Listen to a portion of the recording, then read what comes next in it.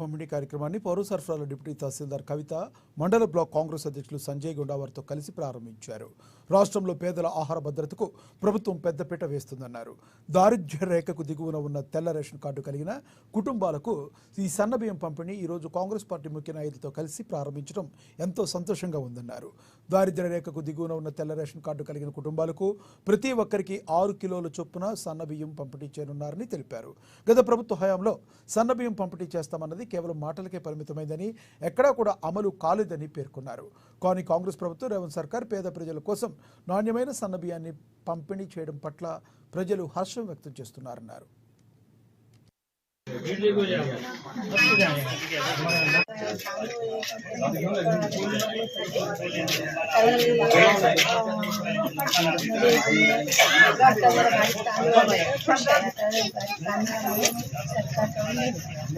पहले गवर्नमेंट की तरफ से मोटी चावल आती थी, अभी क्या गवर्नमेंट रेवंत रेड्डी सर बारीक चावल दे और बहुत स्कीम भी बहुत निकाले, जैसे महालक्ष्मी स्कीम है, ये अपने इंदिरा पथकम है, ऐसे बहुत सर स्कीम निकाले. अच्छे सर है, रेवंत रेड्डी सर के जैसा कोई भी नहीं है. सर को बहुत बहुत रेवंत रेड्डी सर को बहुत बहुत धन्यवाद.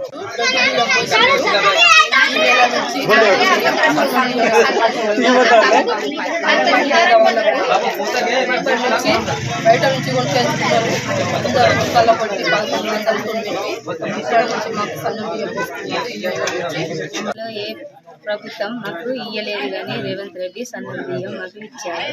ధన్యవాదాలు. ఈరోజు బేలా మండల కేంద్రంలో కాంగ్రెస్ పార్టీ ఆధ్వర్యంలో మా ముద్దు బిడ్డ రేవంత్ రెడ్డి ముఖ్యమంత్రి వర్యులు ఏ వాగ్దానాలు చేస్తున్నారు ఒక్కొక్కటిగా పూర్తి చేస్తున్నారు.